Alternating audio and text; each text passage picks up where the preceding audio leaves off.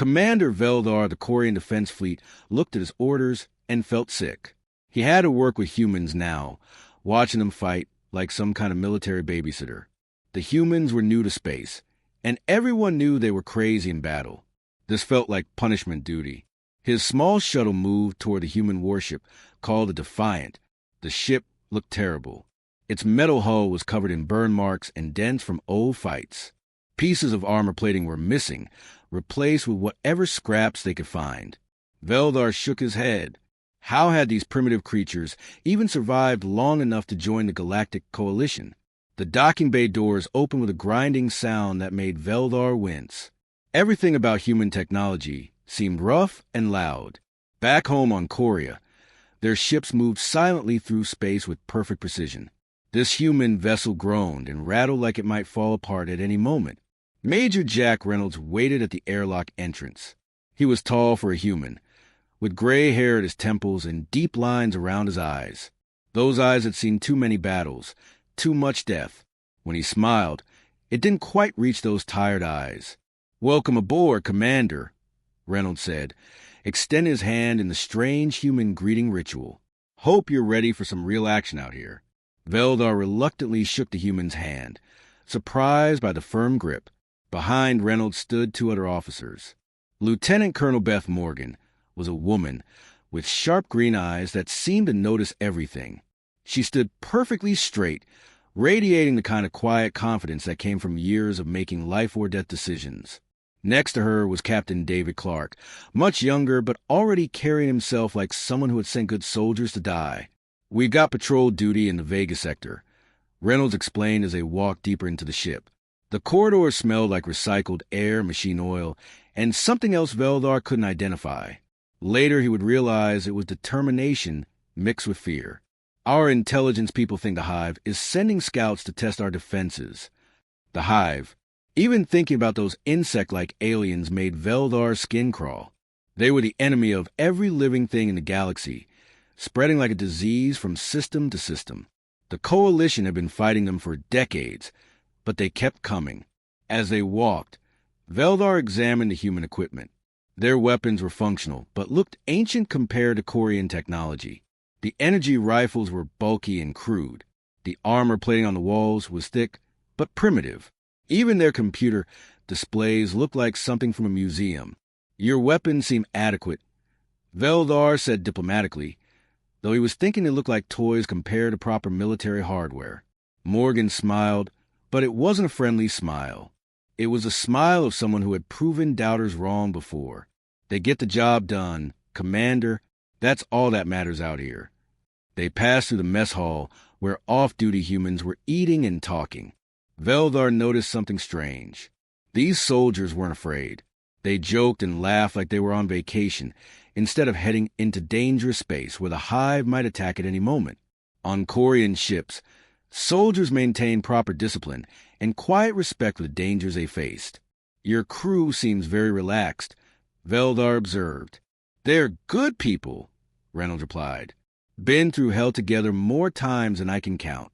When you've saved each other's lives enough times, you become family." Family. Veldar found the concept puzzling. Quarian military units were efficient teams, but they maintained professional distance. These humans seemed to genuinely care about each other in ways that went beyond duty. They reached the bridge, and Veldar was shocked by how cramped everything was. Multiple crew members worked at stations barely arm's length apart. Everyone could hear everyone else's conversations. It was chaos compared to the spacious, quiet efficiency of Quarian command centers. "We'll have you set up with quarters near the observation deck," Clark said. "You can watch how we operate and file whatever reports you need to file." Veldar nodded, still trying to process what he was seeing. These humans, with their old equipment and strange customs, were supposed to be effective soldiers? The whole assignment felt like a waste of time. But as he looked around the bridge at faces that showed no fear, only determination, something nagged at him. There was something about these humans he didn't understand yet. Something that might be more dangerous than their crude weapons suggested. The warning siren started screaming so loud that Veldar's ears hurt. Red lights flashed everywhere as the ship's computer detected enemy contacts. Three Hive interceptor ships had just appeared on their sensors, dropping out of faster-than-light travel like deadly metal wasps. Veldar rushed to the command center, his heart pounding. This was it, his first chance to see how humans really fought. He expected them to follow proper military procedure, like every other civilized species in the coalition. First, assess the enemy's strength. Second, call for backup from nearby ships. Third, establish defensive positions and wait for reinforcements. That's how wars were won, with careful planning and overwhelming force. But the humans did none of these things. Instead, complete chaos broke out on the bridge.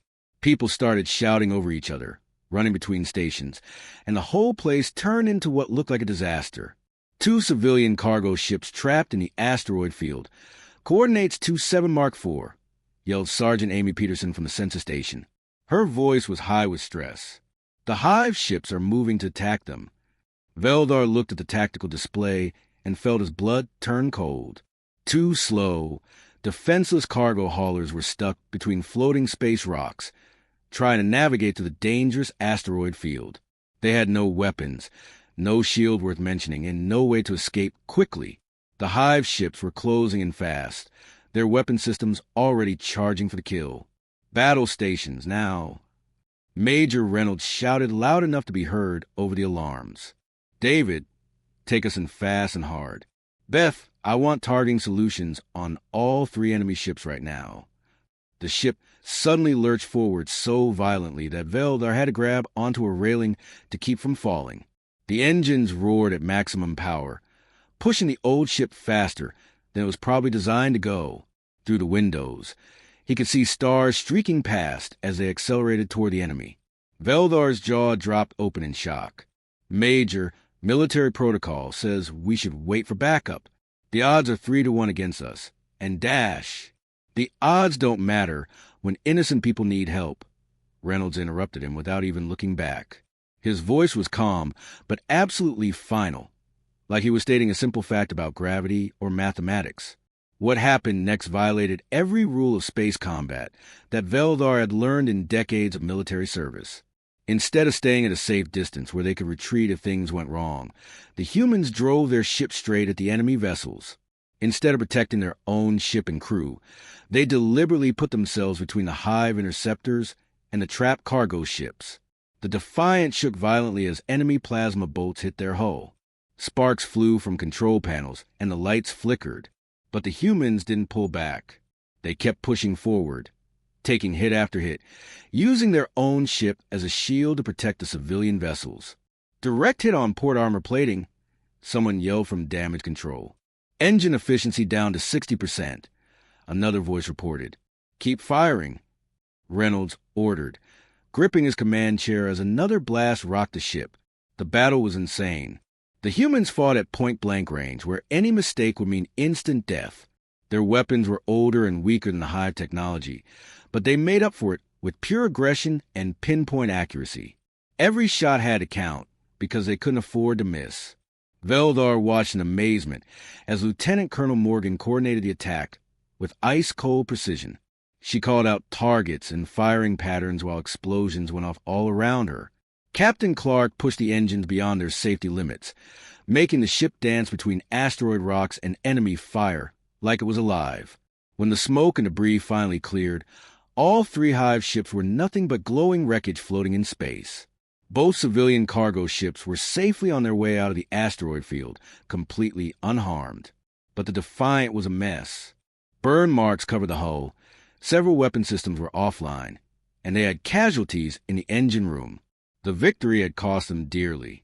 Veldar found Morgan checking damage reports. Her uniform torn and a small cut on her forehead from flying debris. He had to ask the question that was burning in his mind. Why did you do that? Why risk everything for strangers you don't even know? Morgan looked up at him with those sharp green eyes, and her answer was so simple it hit him like a physical blow. Because they couldn't protect themselves, she said, like it was the most obvious thing in the universe. Someone had to. That's when Veldar began to understand that he had completely misjudged these humans. Harkon Station looked like a giant metal city floating in the darkness of space, but now it was surrounded by death. 60 Hive warships formed a perfect circle around a massive space station, their black hulls glinting with weapon ports and launch bays. Inside the station, 10,000 innocent people from dozens of different alien species were trapped in the lower levels, hiding in whatever shelters they could find. Veldar stared at the tactical displays showing all those red enemy contacts and felt sick to his stomach. This wasn't a battle. It was a massacre waiting to happen. The Hive had brought enough firepower to destroy entire planets. Against them, the Coalition had maybe 30 ships of various sizes, most of them already damaged from previous fights. The communication channel crackled to life with Admiral Crux's voice. The Zenthri commander sounded tired and defeated. "This is hopeless," he transmitted from the flagship. "We can't save them all. My orders are to extract as many civilians as possible and then retreat to safe distance. Every minute we stay here costs more lives." Major Reynolds stood at the command center of the Defiant, staring at the enemy formation. His jaw was set like stone, and his hands were clenched into fists. Around him, his crew worked frantically to prepare their ship for what everyone knew would be their final battle. "Negative, Admiral," Reynolds said into the communicator, his voice calm but absolutely firm. "The human fleet is staying right here." Veldar couldn't believe what he was hearing. He approached Reynolds carefully, like someone trying to talk a madman down from a ledge. "Major, please think about this rationally. This is suicide. Your 100 ships cannot possibly hold against 60 Hive warships. The mathematics alone make it impossible."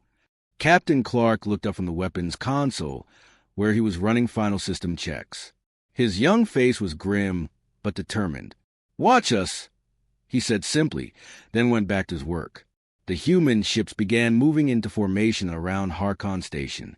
Instead of preparing escape routes or fallback positions like any sensible military force, they formed a perfect defensive sphere. Every single human vessel positioned itself between the station and the Hive fleet. It was like watching someone build a wall with their own bodies. Veldar watched in fascination and horror as ship after ship took position. Destroyers, cruisers, even tiny patrol boats that had no business in a major fleet engagement.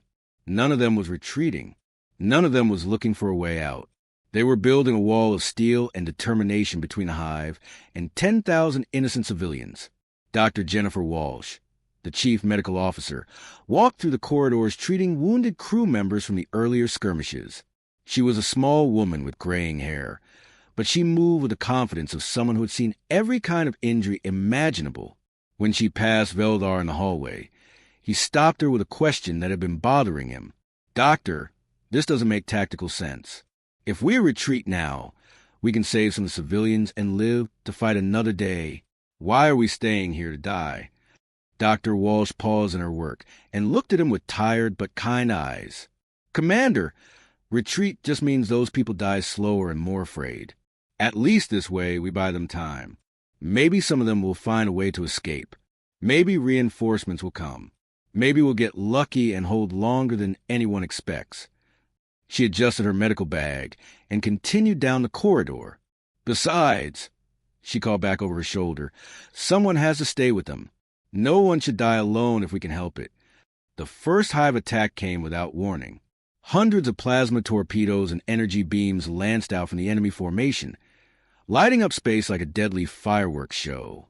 The human ships took the hits on their forward shields and armor, absorbing punishment that would have vaporized smaller vessels.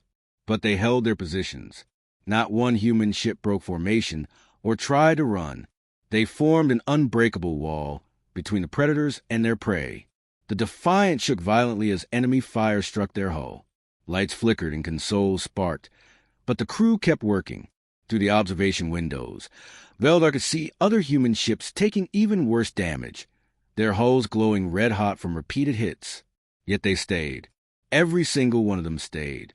Veldar began to understand something that chilled and amazed him at the same time. These humans weren't fighting to win. They were fighting to protect. The difference was everything. 3 days of constant fighting had turned the space around Harkon Station into a graveyard. Burned-out ship hulls drifted between the stars like metal tombstones. Half of the human fleet was gone. Good ships crewed by brave people who had died buying time for strangers they would never meet. The Defiance bridge looked like it had been through a war zone, which it had. Sparks flew from damaged control panels every few minutes. The air tasted like smoke and burnt electronics. Several sections of the ceiling had collapsed, leaving twisted metal hanging down like broken teeth. But Major Reynolds still stood at his command post, somehow keeping the defense organized even as his ship fell apart around him. Communication Officer Tony Martinez looked up from the station, his young face pale with exhaustion and stress. His voice cracked when he spoke, like someone who had been shouting orders for days. "Sir, Coalition Command is ordering all units to retreat immediately. Admiral Crux says the position is lost, and we need to preserve what forces we have left." Reynolds slowly looked around his bridge at what remained of his crew. Lieutenant Colonel Morgan sat at the tactical station with her left arm in a makeshift sling, still calling out targeting coordinates with professional precision even though she was clearly in pain. Captain Clark coordinated damage control teams while blood from a head wound trickled down his face, which he wiped away every few minutes with the back of his hand.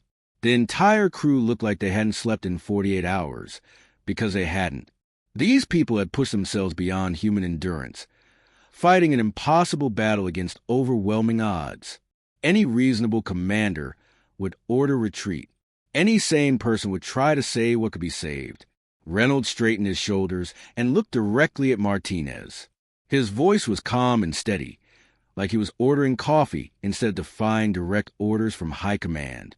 "Tell Coalition Command that we're unavailable for retreat at this time."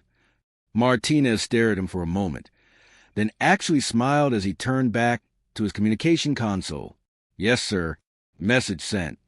The final hive assault began just as the ship's chronometer showed dawn cycle. Through the bridge windows, Velder could see the enemy formation moving forward like a wall of death. Every remaining hive ship opened fire at once, filling space with enough energy to destroy small moons. But what Veldar saw next would haunt his dreams forever. Human ships that were barely holding together, running on backup power and emergency life support, suddenly broke formation and accelerated straight at the massive hive dreadnoughts. These weren't tactical maneuvers or clever strategies. These were suicide runs. The first human destroyer smashed into a hive battleship at full speed.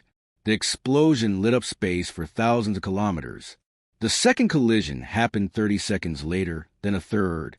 Each time a human ship died, it took an enemy vessel with it, and each enemy ship destroyed meant the civilian evacuation transports had a few more precious minutes to escape. Transport hoped to Defiant. A voice crackled over the communication system. "We've got the last group of refugees loaded. All civilians are evacuated. You can pull back now." For the first time in 3 days, Reynolds actually smiled. It was tired and sad, but it was real. Negative. Hope. Just make sure you get those people home safe to their families. Morgan looked up from her station, and despite her injuries, she was smiling too. "Jack, we actually did it. Every single civilian got out alive. They're all safe." "Then we did our job," Reynolds replied as another enemy blast shook the bridge hard enough to knock people off their feet. "That's all that matters." Veldar found himself standing at an empty weapons console, his hands moving over controls he barely understood. He was firing plasma cannons alongside these incredible humans who treated certain death like it was just another day at the office. Around him, the crew worked with quiet efficiency, still doing their jobs even though everyone knew the ship wouldn't survive the next few minutes. But they had won. Not the battle. That was lost from the beginning. They had won something more important. 10,000 innocent people were alive and heading home because a few hundred humans had decided their lives were worth saving. As enemy fire tore through Defiant's hull, Veldar finally understood what made humans different from every other species in the galaxy. They had turned sacrifice into an art form. When the Coalition reinforcements finally arrived at Harkon Station, they found something that military historians would argue about for generations. Against all logic and tactical doctrine, the humans had held their position. Only 12 ships remained from the original 100-vessel task force, and every single one was barely floating. But they were still there, Still fighting, still protecting an empty space station because they had promised to guard the evacuation routes. The rescue fleet found the Defiant drifting with no main power, using backup systems to keep life support running. Half the crew was wounded, everyone was exhausted beyond measure, but they were alive. More importantly, so were all 10,000 civilians who had escaped in the evacuation transports. Veldar spent the next week in the medical bay. Recovering from injuries he didn't even remember getting during the final battle. His hands wouldn't stop shaking for days afterward. When he was finally cleared for duty, the first thing he did was write his official report to Coalition Command. He sat in his small quarters for hours, trying to find words to explain what he had witnessed. The report he submitted would become required reading at military academies across the galaxy. His hands were still trembling slightly as he typed the final version. The human military forces do not retreat because they have completely redefined what victory means, he wrote. Every other species in the Coalition measures success by how much territory we capture or how many enemy ships we destroy. Humans measure success by how many lives they save and how well they uphold their principles. They don't fight wars to win battles. They fight to protect people who cannot protect themselves. He paused, remembering Captain Clark ramming his damaged destroyer into a Hive battleship to buy the evacuation transports 30 more seconds to escape. This is not the reckless behavior that other species believe it to be, he continued. What I witnessed was the most sophisticated form of warfare I have ever seen in 40 years of military service. Every single human death served a specific purpose. Every sacrifice bought time for someone else's survival. They do not retreat because retreat means abandoning those who need protection, and humans have decided that no life is expendable except their own. The hardest part to write was his personal request. I formally request immediate transfer to permanent assignment with human military units. After 3 days of fighting alongside them, I finally understand something that has taken me decades to learn. Humanity's greatest weapon is not their technology or their tactics or their courage, though all of these are impressive. Their greatest weapon is their absolute refusal to let others die alone. He submitted the report and then walked to the observation deck, where he had spent so many hours trying to understand these strange creatures. The deck was quiet now, with just the sound from the ship's engines and the distant sound of repair crews working to fix battle damage. Major Reynolds found him there, looking out at the stars through the reinforced windows. The Major looked older than he had a week ago. Command had that effect on people, especially when command meant sending good soldiers to die for strangers. So, Reynolds said quietly, settling into a chair next to where Veldar stood, think you can handle serving with us crazy humans permanently? Veldar's mandibles clicked together in the Quarian equivalent of a smile. It was the first time he had felt like smiling since the battle ended. Major, I think you humans might just teach this old soldier something about real courage. Reynolds chuckled softly. We're not particularly brave, Commander. We just figured out a long time ago that some things are worth dying for. Protecting innocent people is one of them. Most species would call that foolish. Veldar observed. Most species haven't figured out the secret yet, Reynolds replied, looking out at the stars. The secret is that when you're willing to die for others, you discover what it really means to be alive. Outside the observation deck windows, the stars continue to shine their ancient light across the galaxy. Somewhere among those distant suns, 10,000 civilians from dozens of different species were going home to their families. They would hug their children, kiss their spouses, and return to their normal lives, never knowing names of the humans who had died to make that possible. But they were alive. They were safe. They were free. And in the end, that was the only victory that mattered to humans. Veldar understood now why humans never retreat. They had found something worth fighting for that was bigger than themselves, bigger than victory, bigger than survival itself. They had found a cause that made death meaningful and life precious. As he watched the stars, Veldar realized he wanted to be part of that cause too. The old soldier had finally learned what courage really meant.